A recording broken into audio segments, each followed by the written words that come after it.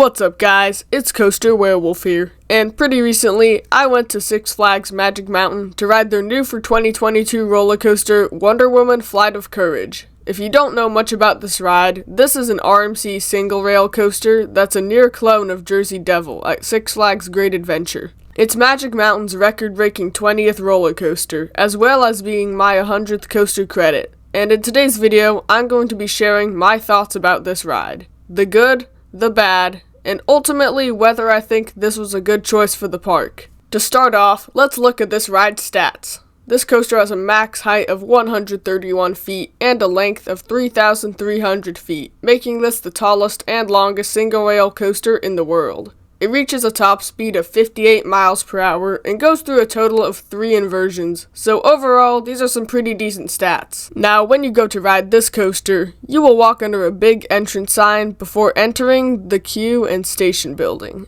and I really like what the park did here. The sign looks great, there's some decent theming in the queue, and the outside of the building has a really cool looking marble texture that fits in nicely. One thing I noticed that I thought was kind of weird was that even though it's a brand new coaster, it was a walk-on the entire day. I think one thing that really helps this ride have a low wait time is the moving station, which basically guarantees fast dispatch times. But when I say it was a walk-on, I mean there were literally no people in the queue, and almost no people lined up at the air gate, which I thought was kind of weird for a brand new coaster. So when you get on this ride, you will step into the one across seat car and pull down your over-the-shoulder vest restraint. And while I do prefer the normal lap bars on most RMCs, these are definitely better than the restraints on Wonder Woman Golden Lasso coaster at Fiesta, Texas.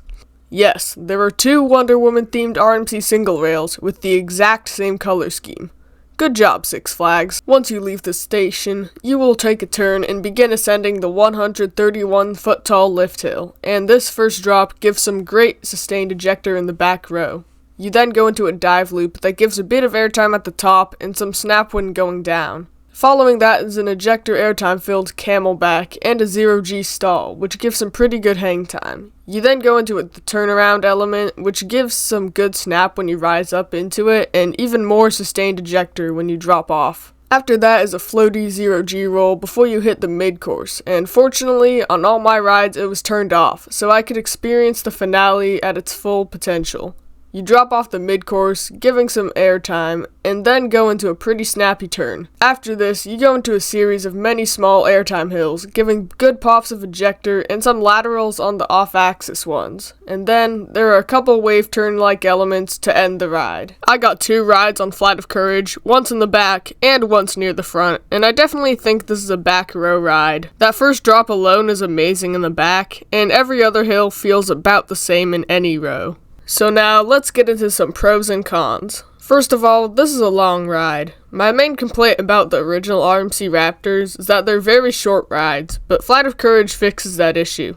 While those prototype Raptors seem to end too soon, this coaster feels like more of a full package. Unfortunately, there's a trade-off. While the prototype single rails are short but very intense, Flight of Courage is long but lacks that insane breakneck pacing. It's still pretty forceful and has some great airtime, but I wouldn't consider it to be very intense. But as I've already mentioned, another pro is this ride's Ejector Airtime.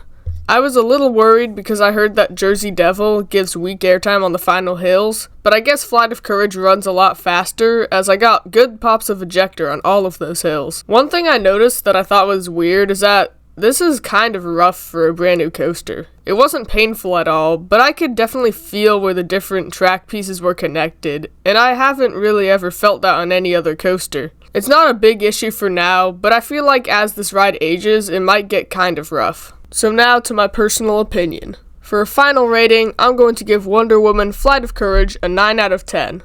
Overall, I'm pretty impressed with this ride. I think this is a great coaster with a lot of airtime and good snap. I wouldn't consider it elite, but it's still a great and really fun ride. To answer the question I asked at the start of the video, yes, I do think this ride is a good fit for the park. It gives the park another airtime-focused coaster, and the fact that it's a single rail makes it a novelty that I think riders will enjoy. Another question some of you might ask, do I think this is the worst RMC? And yes, I do think it is the weakest RMC I've ridden, but take that with a grain of salt, as I haven't ridden very many RMCs, and the other ones I have ridden are amazing and are all currently in my top 10, like Twisted Colossus in the same park, Iron Rattler, Wonder Woman Golden Lasso, and especially Steel Vengeance. As of where it ranks within the coasters at Magic Mountain, I think I would rank this as number 3, ahead of rides like Apocalypse and West Coast Racers, but behind X2 and Twisted Colossus. And considering the park's 20 coasters, the number 3 spot means that it's one of the best. But let me know what you think down in the comments below. If you enjoyed the video, make sure to give it a like and subscribe to the channel for more roller coaster content. Also, I just hit 100 subscribers, so thanks to everyone who helped me reach that milestone.